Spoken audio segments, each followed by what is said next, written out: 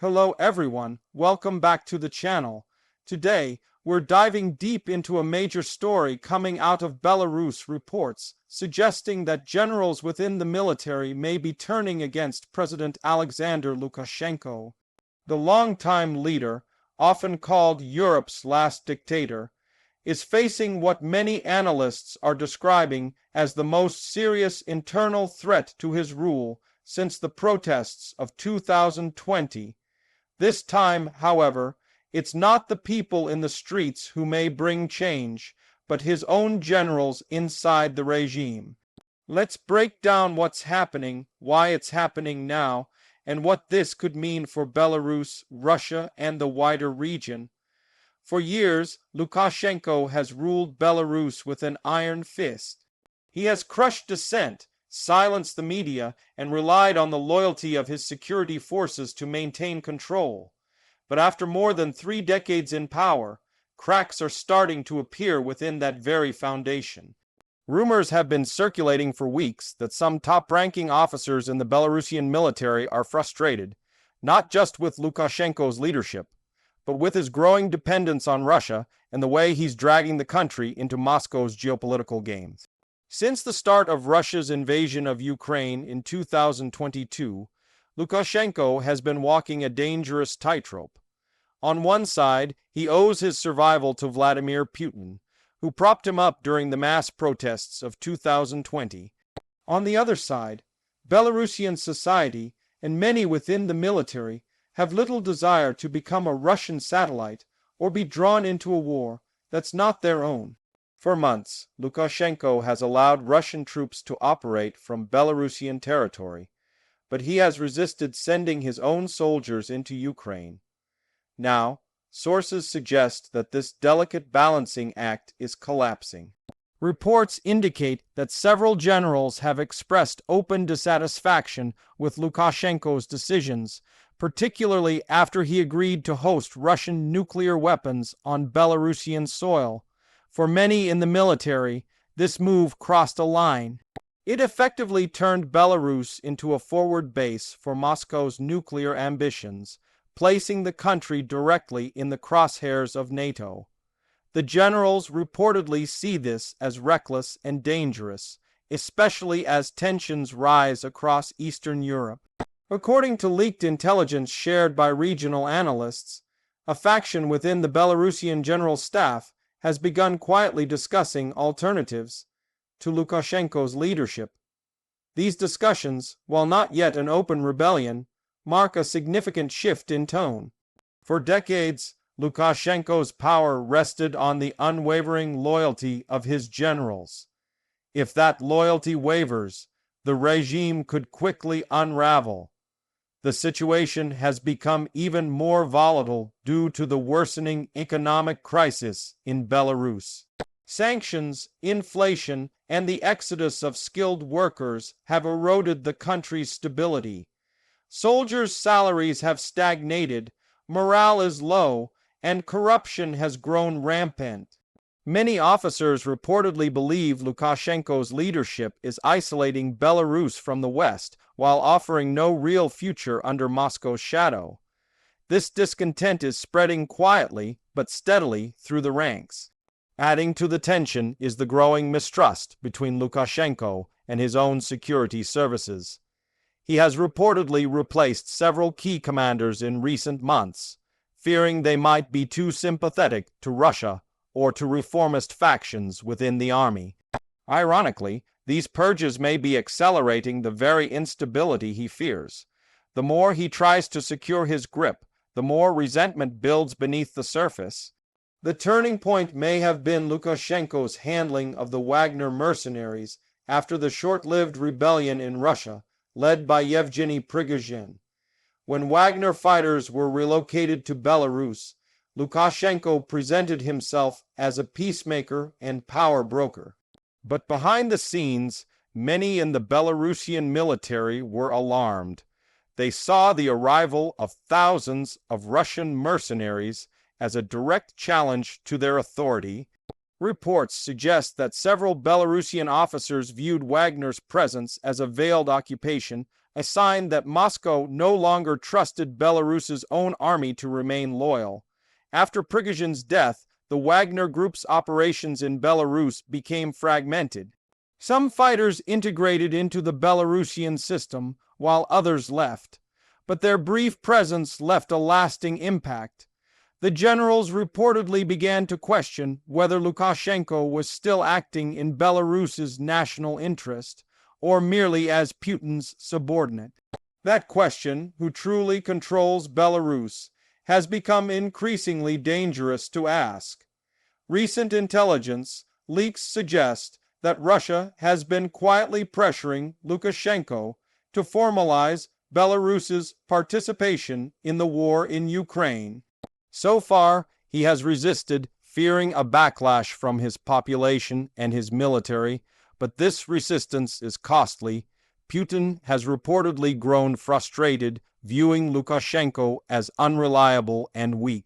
The Kremlin has increased its influence within Belarus's intelligence agencies, effectively creating parallel structures loyal to Moscow.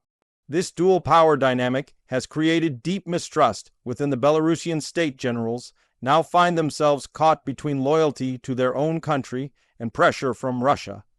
Some experts believe Lukashenko's health may also be a factor. Over the past year, there have been persistent rumors about his declining condition, including periods where he disappeared from public view.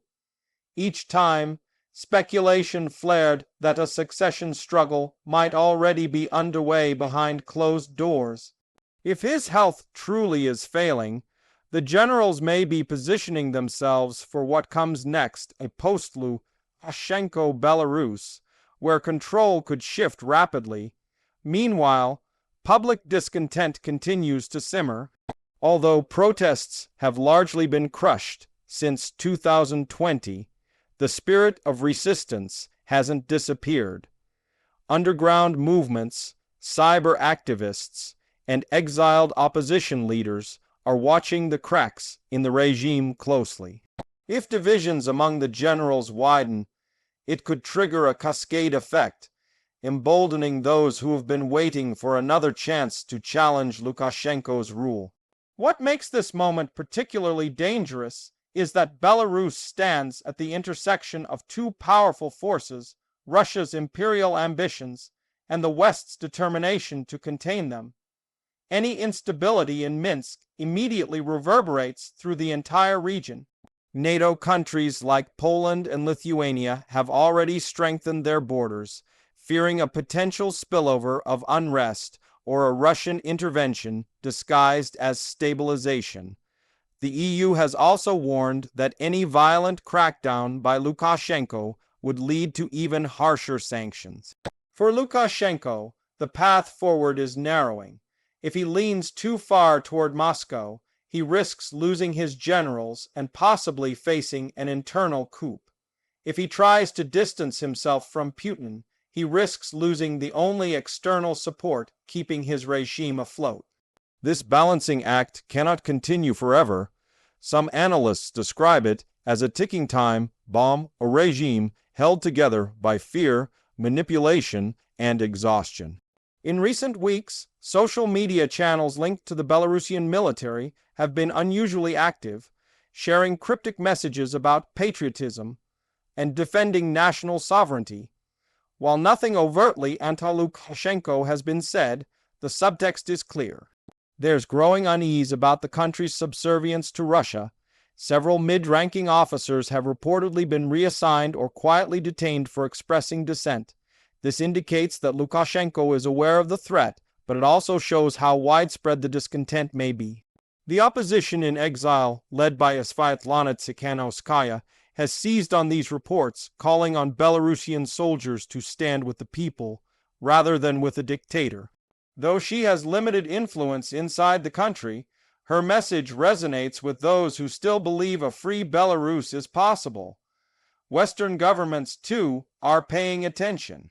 There are quiet discussions in European capitals about how to respond if Lukashenko's regime begins to collapse, or if a faction within the military attempts a coup. It's important to remember that Lukashenko's survival strategy has always been built on fear.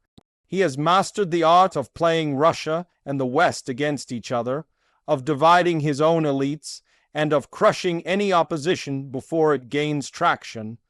But history shows that even the strongest dictators can fall suddenly when loyalty disappears. The question now is whether the general's dissatisfaction will turn into action, or whether Lukashenko will once again outmaneuver his opponents.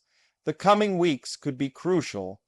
Belarus is facing enormous pressure both internally and externally. The economy is deteriorating, Russia's war effort is faltering, and Lukashenko's legitimacy is eroding. If the generals truly begin to coordinate against him, we could witness the early stages of regime collapse. But if Lukashenko manages to crush dissent within the military as he has in the past, he may yet hold on, though his rule would be weaker and more dependent than ever on Moscow. There's also the possibility that Russia itself may intervene more directly. Putin cannot afford instability on his western flank, especially at a time when his own war in Ukraine is dragging on. If the Kremlin suspects Lukashenko is losing control, it might attempt to replace him with someone more compliant, perhaps even a military figure sympathetic to Moscow. That scenario would effectively end Belarusian sovereignty altogether. But the generals who oppose Lukashenko seem to understand this risk. Their goal, according to some analysts, is not to hand the country over to Russia, but to reclaim national independence and prevent Belarus from becoming another puppet state. This puts them in a dangerous position. They are resisting both their own dictator and the influence of a much larger neighbor. The stakes couldn't be higher. For now, the situation remains fluid. No open rebellion has occurred, but the warning signs are multiplying. Purges, reshuffles, cryptic messages, and rising tension inside the military all suggest that something is moving beneath the surface. Lukashenko's once unshakable grip on power may finally be slipping, and those closest to him may soon have to choose sides.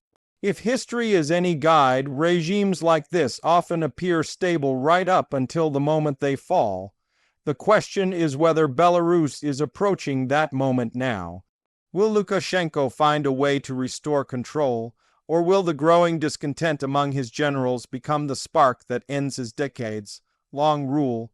Only time will tell, but one thing is clear: the regime is on the edge, and the world is watching closely. Thank you all for watching.